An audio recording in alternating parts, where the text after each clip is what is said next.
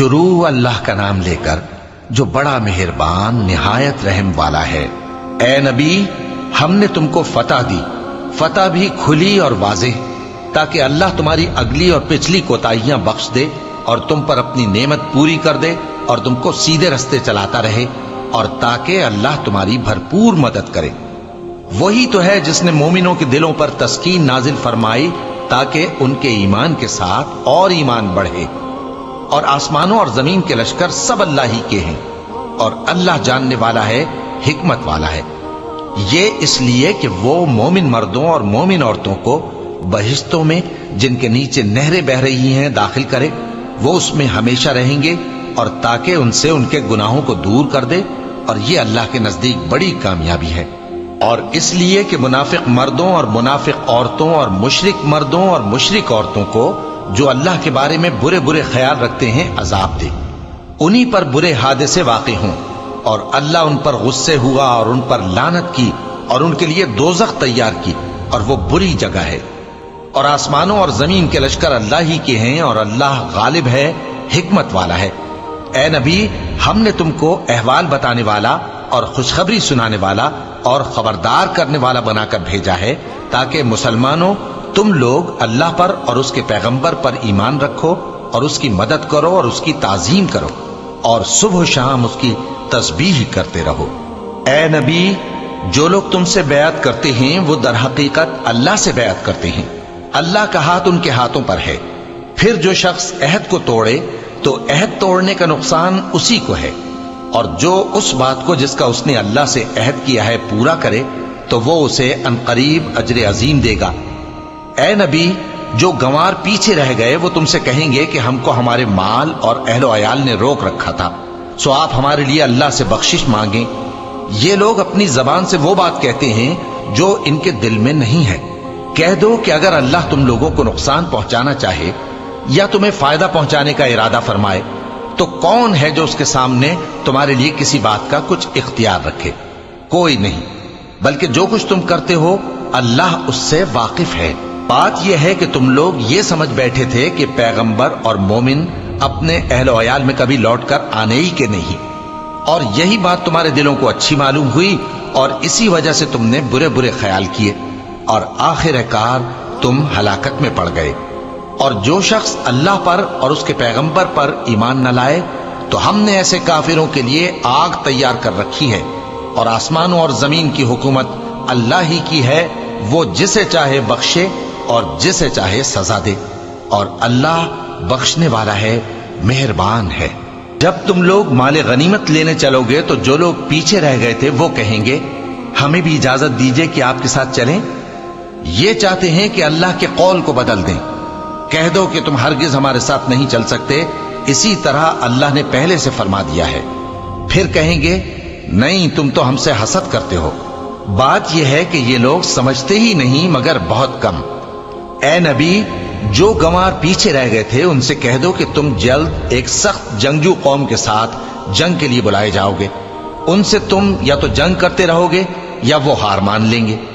اگر تم حکم مانو گے تو اللہ تم کو اچھا بدلہ دے گا، اور اگر منہ پھیر لو گے جیسے پہلی دفعہ پھیرا تھا تو وہ تم کو بڑی تکلیف کی سزا دے گا۔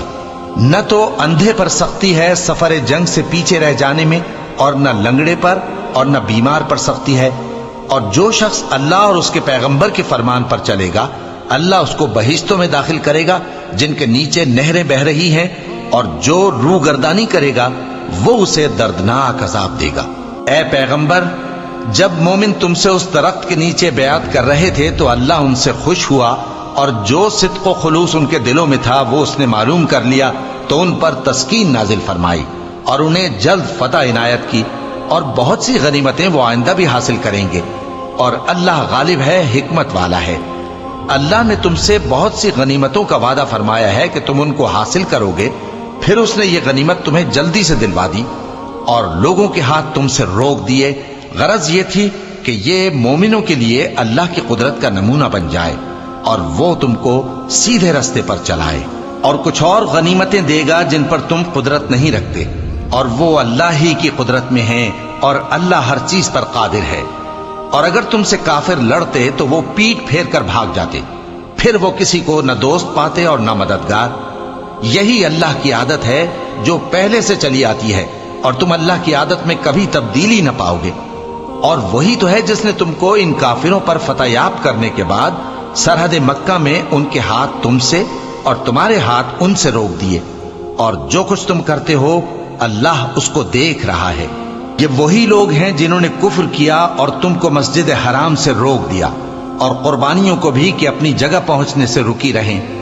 اور اگر ایسے مسلمان مرد اور مسلمان عورتیں نہ ہوتی جن کو تم جانتے نہ تھے کہ اگر تم ان کو پامال کر دیتے تو تم کو ان کی طرف سے بے خبری میں نقصان پہنچ جاتا، تو بھی تمہارے ہاتھ فتح رہتی، مگر تاخیر اس لیے ہوئی کہ اللہ اپنی رحمت میں جس کو چاہے داخل کر لے۔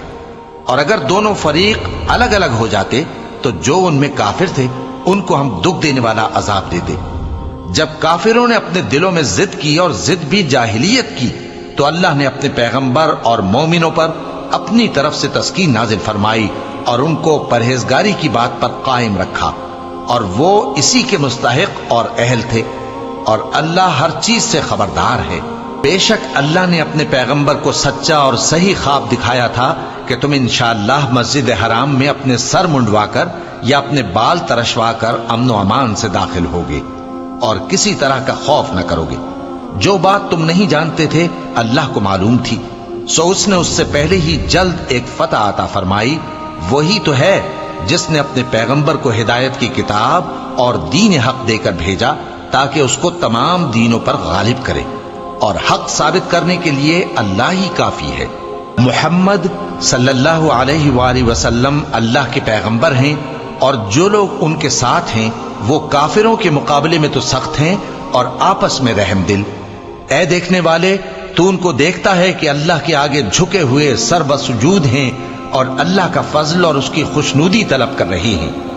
کثرت سجود کے اثر سے ان کی پیشانیوں پر نشان پڑے ہوئے ہیں۔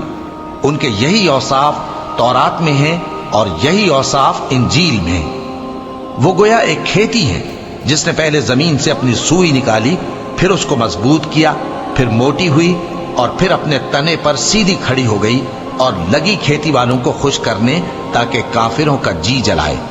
جو لوگ ان میں سے ایمان لائے اور نیک عمل کرتے رہے ان سے اللہ نے گناہوں کی بخشش اور اجر عظیم کا وعدہ کیا ہے۔